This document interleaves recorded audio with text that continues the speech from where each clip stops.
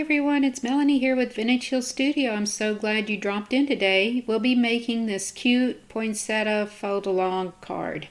And I'll be using all the dies in the set and these cute pattern papers. So we're going to start with a 6 by 11 inch piece of paper. I used a medium weight cardstock, not real heavy. I'm going to score it at 5.5 inches right down the center.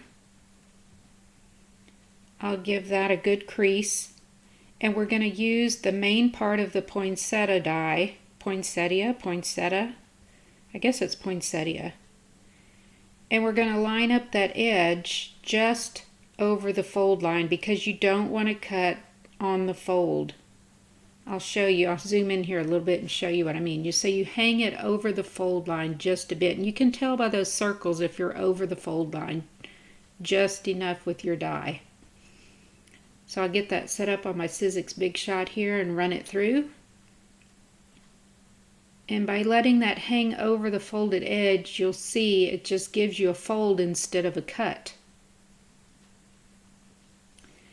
So we'll take our poinsettia base off here, open it up, and this creates your fold-along. Now the size is only 4.5 inches by 4.5 inches, so it's a pretty tiny little card. Next, I'll be cutting the poinsettia layers. So you're going to do this twice. You cut the first side on your whatever pattern papers. You can see I used a little print there and also a plaid because I wanted to mix my textures. And that gives you 2 of the layers for your leaves. Okay, and that's going to go right along there on your base. Next, you want to flip over your patterned paper to cut the second set of the leaf layers. And you do this because they're going to butt up with each other on the front of your fold-along. And I'll show you what I mean here in just a second.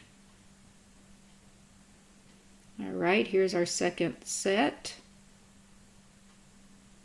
Because they're going to be adjacent to one another, that is why you flip your paper over. Okay, so there's the left side and then the right side. Our second set of leaves. Okay, here's our base. Now, as you can see, when you cut with that base die, it gives you all the score lines that you need. So you're going to go ahead and score on all those fold-along lines. And these were really easy to do on each side of the inside piece of the poinsettia, but I had a little trouble with the points of the actual leaves.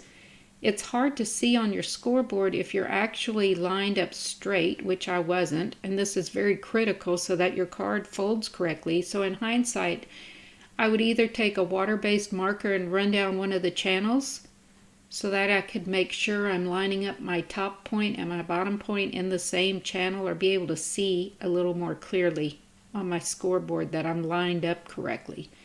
That, or maybe a piece of blue painter's tape would help. Alright, so then we're going to score, fold and score each one of these lines. You fold the leaf part back. The center part was folded in, the leaves go back, and this creates your cute little fold-along poinsettia. Just burnishing that a little bit. Okay, and that's how it's going to open. Then I took the Distress Walnut stain and inked around my edges. Next, I'm going to take those layered leaves and I put a little foam tape on the back. The poinsettia fold-along, of course, has a lot of dimension, which is wonderful. But I wanted these leaves to pop out on my flowers as well. Just a little bit. I didn't want to make it too bulky. So each one of these layers has a bit of foam tape. And you can see I'm just lining that up along the straight edge and then aligning it with the petals on the base. That top petal there. And then the same with the smaller layer. Alright, now our card's coming along. There are all the die cut pieces. You can see I also cut 2 of the leaves.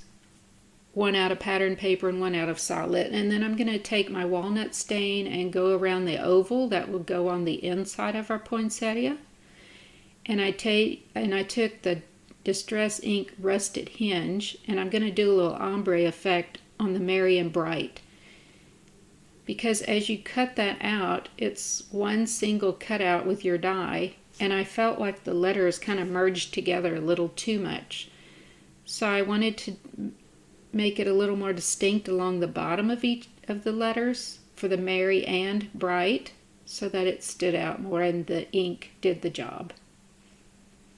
Okay, now when you open your fold-along, there's 2 little brackets, one at the top and one at the bottom. And if you're using this as designed, when you open and close your poinsettia, the middle pops out also. Now for my cards, I like to leave a spot to write a little note and sign it. So I was inspired by Tracy, MrsTLC. She did a video of this also, and she added her poinsettia to a card base. So that's what I'm going to do. I glued that right down over those brackets, and I'm going to add this to a 5x7 card base. Okay, now I'm adding the center, which by the way is called a scythia. That yellow center is called a scythia, and that's the actual flower part of a poinsettia, because all the red parts are actually leaves or bracts. They're not petals.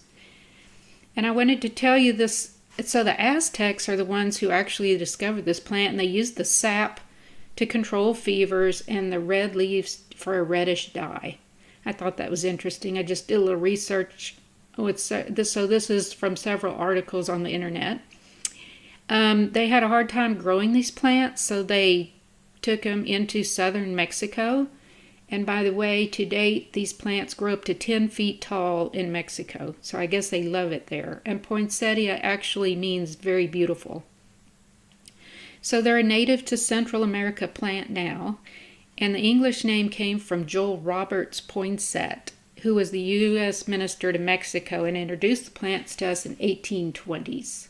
So there's a little history.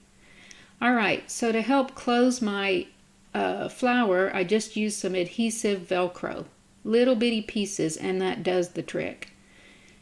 Okay, for my card front, I'm using the Baroque Vine frame. This is by Anna Griffin, and it is one of my most favorite embossing folders. I just love the detail, and it makes for a great centerpiece like this poinsettia. Okay, I got that all glued down. You can see my little Velcro works like a champ. There's the dimension, the inside sentiment from Recollections, my stamp on the back, and our card is done. And of course, I like to line and emboss my envelopes. So here I just took a snowflake embossing folder from SC Design, and it goes all the way through, which makes it cool, and then just used a little plaid from my layers for the inside of my envelope. So there's the finished product. I hope you enjoyed this video and you got inspired to try this fold-along. It really makes a very impressive card, and I think you would have fun making it. If you like this video, please feel free to subscribe to my blog or my YouTube channel. Give me a thumbs up, and I hope you'll come back and visit another time. Happy crafting, everyone!